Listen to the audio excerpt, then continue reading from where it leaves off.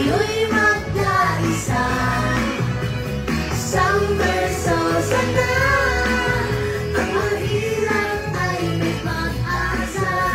Isang verso sana, ang Maynila ay sasaya. Lago na ba?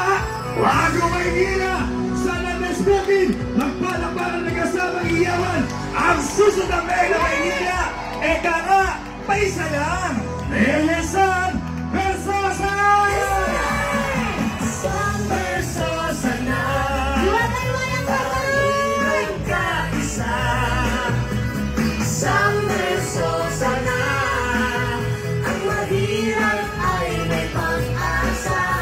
Isang verso sana, ang Maynila ay sasaya. Maraming salamat, San Andres! Salamat po sa inyo! Mga lola at lola ko! Nanay, tatay, mga kabataan, salamat sa mainit na pagtanggap. Kasama ko ang Team SB, dala namin ang pagbabago dito sa Maynila. Bago Maynila, bagong mukha, tunay na pagbabago, tunay na simula. Versosa, Versosa, ihahatid niya sa atin ay pag-asa. Alam niyo po, kanina pa akong umaga umigot, Maynila. Wala akong ibang dala kundi ang mensahe ng pag-asa at pagbabago para sa mga Manileños. Kayo po ang inspirasyon ko, kahit maubos ang boses ko, kahit mapagod ako, kahit mapuyat ako, importante magkaroon ng pagbabago dito sa Maynila. Alam ko po, maraming beses na kayong napangakuan. Alam ko rin, maraming beses na kayo sumubok. Maraming mayor na nagdaan dito sa Maynila. Isa lang ang tanong ko sa inyo, may nagbago ba sa buhay nyo? May nagbago ba? Wala. Anong nangyari? Mga! Anong nangyari? Mga! Pinanganga tayo. Puro pangako.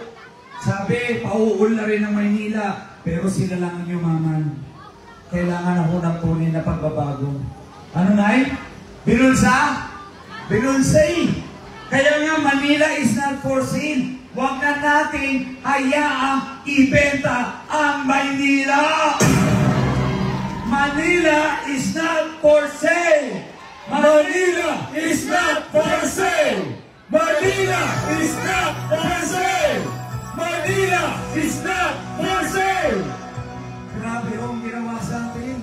Lahat ho halos ng ari-arian ng Maynila. Alam niyo, akala ko, Divisoria lang. Halos lahat pala.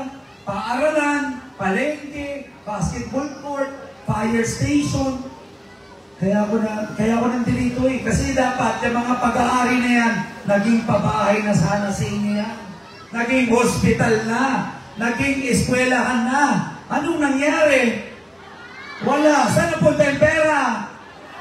Sa bulsa nino. Eh, di nila.